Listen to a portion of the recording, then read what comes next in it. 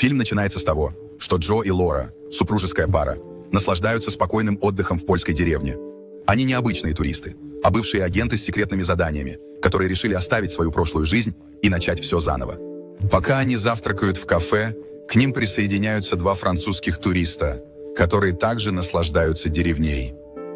4 из них непринужденно беседуют, делясь историями о своих путешествиях и карьере. Затем женщина-туристка упоминает, что она врач. Заинтригованная, она спрашивает Джо и Лору о их профессиях, но пара быстро меняет тему, решив не раскрывать свое загадочное прошлое. Они улыбаются и говорят, что у них маленький магазин. После завтрака Джо предлагает Лоре присоединиться к туристам на экскурсии по деревне, но она отказывается, чувствуя себя плохо. С гарантией, что у нее пройдет все хорошо дома, она предлагает ему пойти без нее. Джо сомневается, но соглашается. Перед тем, как уйти, он тихо берет оружие, на случай, если что-то пойдет не так во время поездки. Группа следует за местным проводником, отправляется вглубь леса в поисках новых приключений и открытий, ведя свой путь, направляясь в тот же лес. Но прежде чем они доберутся до места назначения, раздается громкий взрыв, и их самолет сбивают сзади, заставляя его падать в деревья. Джо слышит взрыв и сразу же бежит к источнику звука. Лора, находясь в домике, видит, как из леса поднимается черный дым. Ее сердце стучит, и она быстро берет спутниковый телефон, чтобы отправить сообщение Джо. Вскоре Джо и туристы в шоке узнают, что взрыв был вызван крушением самолета. Джо вместе с доктором, с которым он завтракал, мчится к месту крушения. Они проверяют пилотов и вскоре понимают, что они были застрелены в голову, а не погибли в аварии. Это не было несчастным случаем. Самолет был преднамеренно сбит. Как бывший топ-агент, Джо замечает что-то знакомое. Пилоты были агентами ЦРУ под прикрытием. Он находит жесткий диск в кармане одного из пилотов. Он забирает его, но доктор возражает, утверждая, что это не его. Джо просто отмахивается от этого. Это может содержать важные секреты, которые он не может упустить. Что они не знают, так это то, что радио самолета все еще передает, транслируя их разговор обратно в штаб-квартиру ЦРУ. ЦРУ в это время слушает их разговор. Агент быстро сообщает руководителю ЦРУ, подчеркивая, что жесткий диск содержит критически важные улики, раскрывающие коррупцию лидера. Лидер, охваченный гневом, требует сообщить, где произошло крушение. Агент сообщает ему, что это глубоко в лесах польской глубинки. Теперь мы видим Джо. Он быстро говорит доктору и другим вернуться в домик, потому что район больше не безопасен. Но прежде чем они успевают уйти, их окружает группа наемников, и к ним подходит человек по имени Арлин с самодовольной улыбкой и требует узнать, что они здесь делают. Джо спокойно объясняет, что они просто туристы, случайно обнаружившие обломки. Арлин не кажется убежденным. Он обращается к доктору, спрашивая, откуда она. Она остается молчаливой и не отвечает. Не задумываясь, Арлин стреляет в нее безжалостно. Потом встречает взглядом Джо, спрашивая о диске после аварии. Джо остается спокойным, лжет, утверждая, что не имеет ни малейшего понятия об этом. Но жесткий диск надежно спрятан у него. Арлин косится, нацеливая пистолет на Джо, проверяет его правдивость. Однако спокойное поведение Джо смущает его. Джо уверяет его, что говорит правду. Когда люди Арлина начинают обыскивать обломки самолета, Джо видит свой шанс. Он бросается, хватая одну из машин наемников. Он нажимает на газ, но двигатель задыхается, и машина глохнет на середине дороги. Как только его собираются поймать, Джо замечает мотоцикл. В мгновение ока он хватает его у одного из наемников и уезжает, едва избегая хаоса. Сюжет переключается на Честера, пожилого человека с секретом. Он бывший агент, как и Джо. Но Честер, в отличие от Джо, все еще служит в правительстве. Руководитель ЦРУ связывается с ним с новой миссией по захвату Джо в польской глубинке. Честер оказывается в тупике, пока совершает анализ данных. Джо ушел на пенсию 5 лет назад, и это не укладывается в голове.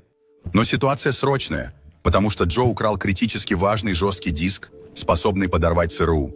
Честер – единственный, кому доверяют эту важную миссию, и ему предлагают двойную оплату за выполнение работы. Честер кивает и принимает предложение. Долг зовет. Он уже на следующем самолете в Польшу.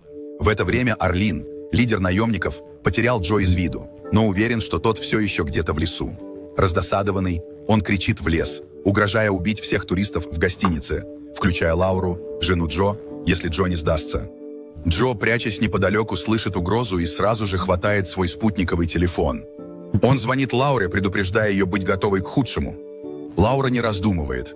Как бывший агент с секретной работой, она переходит в боевой режим. В считанные секунды она вооружается и готова. Она быстро идет в соседнюю комнату гостиницы, призывая туриста спрятаться под кроватью. Как только она укрывает туриста, врываются люди Орлина. Лаура не теряет времени и быстро расправляется с ними, устраняя угрозу с военной точностью. В это время Честер, секретный агент, работающий на главу ЦРУ, приезжает в уединенный отель в деревне. Он выходит из машины, водитель ждет рядом с ним. Без слов Честер передает ему флакон с ядом, молча испытывая его силу. Как только водитель уходит, Честер наблюдает с холодным удовлетворением. Через мгновение мужчина падает и умирает на месте. Губы Честера изогнулись в небольшую улыбку. Он доволен безупречным эффектом своего яда. В это время Джо возвращается в деревню, измотанный после долгого пути. Он проникает в пустой дом, радуясь, что нашел уединение.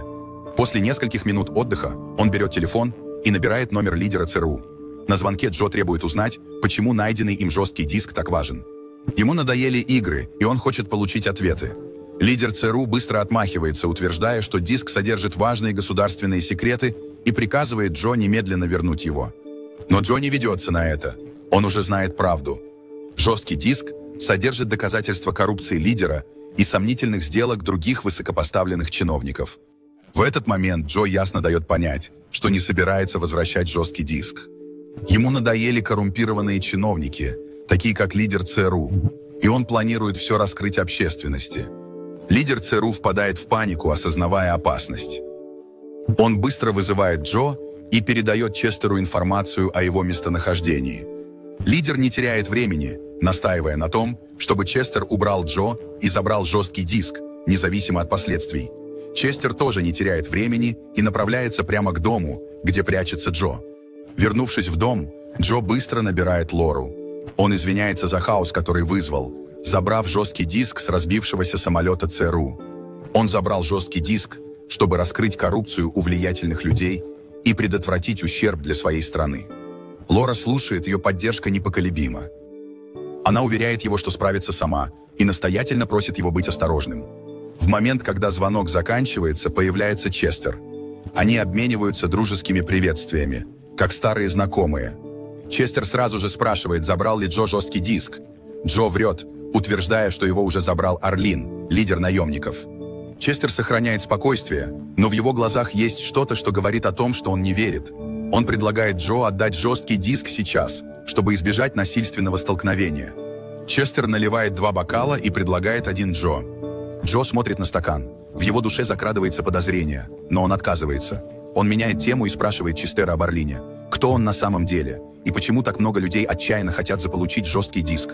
Честер говорит, что Орлин работает на Россию, и его задачей украсть жесткий диск. Если русские получат его, они могут легко нарушить стабильность в Америке. Джо сомневается и спрашивает Честера о важных данных США на жестком диске. Или это просто коррупционные файлы о главе ЦРУ и других высокопоставленных лицах? Честер игнорирует вопрос, не проявляя интереса к тому, что на диске. Ему не важно, что там внутри. Он просто хочет завершить дело и получить оплату. Сцена затем показывает, как Лара входит в дом, где люди Орлина держат туристов в заложниках. Она движется тихо, поднимается на верхний этаж и устраняет охранника, не издав ни звука. Она говорит туристам оставаться в укрытии, пока она расправляется с остальными людьми внизу. На нижнем этаже несколько людей Орлина отдыхают и пьют. Вдруг громкий удар раздается в хижине, когда тело падает на землю. Мужчины бегут проверить и находят своего, выброшенного с верхнего этажа. Помощник Орлина приказывает своим подчиненным обыскать верхний этаж. Он возмущен, когда находят еще одно тело, и приказывает устранить нападающего. Лара наносит удар, пока охранники спешат по лестнице. Она уничтожает их одного за другим с безжалостной точностью. Когда ее загнали в угол и на нее направили оружие, она вынуждена сдаться, но она всегда готова. В ее волосах есть маленький нож, который она использует, чтобы взять ситуацию под контроль. После битвы с охранниками Ларе приходится противостоять Орлину. Одержимость этого мужчины не знает предела. Он принуждает ее сесть в кресло и начинает допрос. Почему американцы, такие как она, всегда кажутся непобедимыми? Лара спокойно говорит, что она не американка, а немка. Она объясняет, что она и Джо были величайшими секретными агентами, почти непобедимыми. Когда он слышит имя Джо, его глаза расширяются, когда он понимает, что Лара – жена Джо. Не теряя ни минуты, он требует, чтобы Лара позвонила Джо и приказала ему отдать жесткий диск. Лара соглашается, но лишь если он вернет ей спутниковый телефон. Единственный способ связаться с Джо. Помощник передает его, и Лара быстро вводит код доступа. Комната внезапно трясется от оглушительного взрыва. Затем сцена показывает, как Арлин и его люди находят Джо и Честера в доме, где они скрываются. Местный житель замечает Джо и случайно выдает его местоположение. В ярости Арлин приказывает 3 своим людям войти и разобраться с Джо, но они колеблются, зная, что Джо не тот, кого можно недооценивать. Терпение Арлина иссякает, и он расстреливает их прямо на месте. Джо и Честер осознают, что они в окружении. Честер, все еще сидя, просит Джо помочь ему встать, жалуясь на боль в спине. Но когда Джо тянется к нему, Честер втыкает ему шприц. Честер холодно объясняет, что шприц наполнен ядом, и у Джо есть всего 24 часа, чтобы выжить, если он не получит противоядие. Честер обещает отдать его, но только если Джо отдаст жесткий диск. Джо сомневается, но соглашается на сделку, хотя настаивает, что сначала нужно устранить Арлина. Честер не теряет времени. Он стреляет в ближайший столб электропередачи, и вся местность погружается в темноту, превращая дом в мишень. Пули рвутся в воздухе. Арлин кидает дымовую гранату, и дом заполняется плотным, удушающим дымом. Его люди врываются в дом, но Джо и Честер подготовлены, и начинается беспорядок. Во время боя Честер взрывает гранату, и двери гаража распахиваются. Взрыв выбрасывает жесткий диск из рук Джо. Честер хватает его в тот же миг, но вместо того, чтобы убежать, он жестко ударяет Джо и уходит. Теперь, оставшись один, Джо противостоит людям Арлина, их больше, и он уже ранен. Он яростно сопротивляется, но видно, что ему тяжело. Бой усиливается, когда взрывается еще одна граната, сбрасывая Джо на стену и ослабляя его еще больше. Через мгновение Арлин с оружием подходит к Джо. Он спрашивает, почему Джо не просто отдал жесткий диск, избежав всего этого хаоса. Джо отвечает, задавая вопрос, что такого важного в диске, что Арлин готов пойти на такие крайности. Арлин смотрит жестко, когда говорит правду.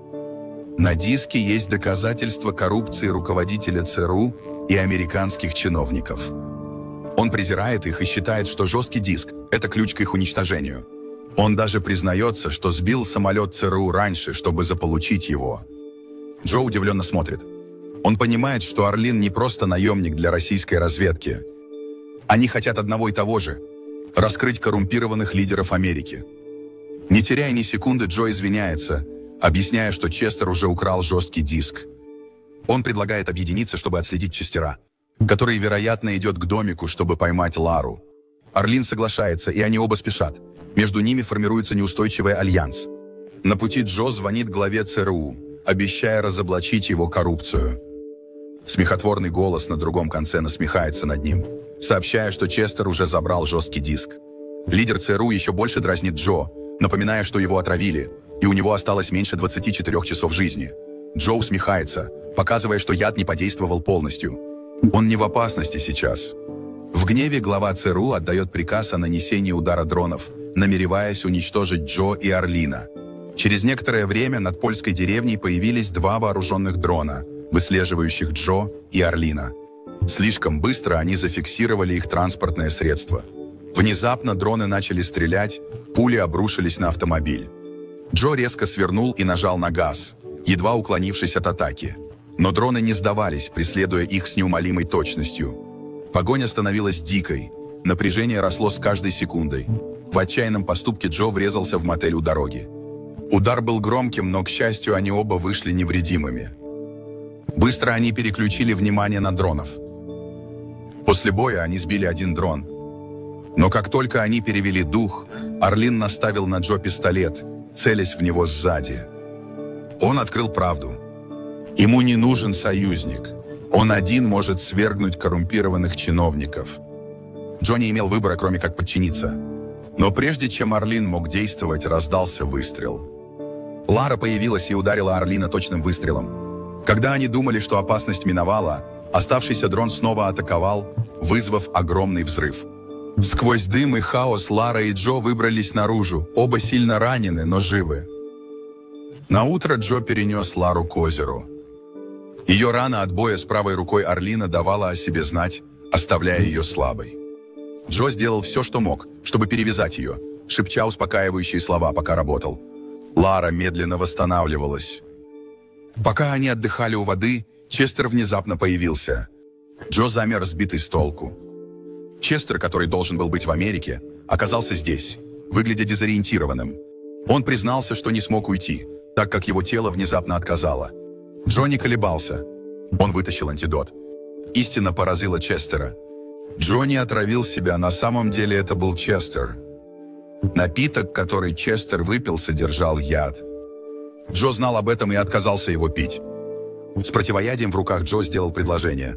Он спасет Честера, если тот согласится вернуть жесткий диск и помочь разоблачить лидера ЦРУ и коррумпированных чиновников. Честеру пришлось согласиться. С этого момента Джо, Лара и Честер стали неуверенной командой, объединенной общим врагом. Так что основная идея истории – при противостоянии власти. Даже ваши враги могут быть вашими союзниками, если вы умнее их.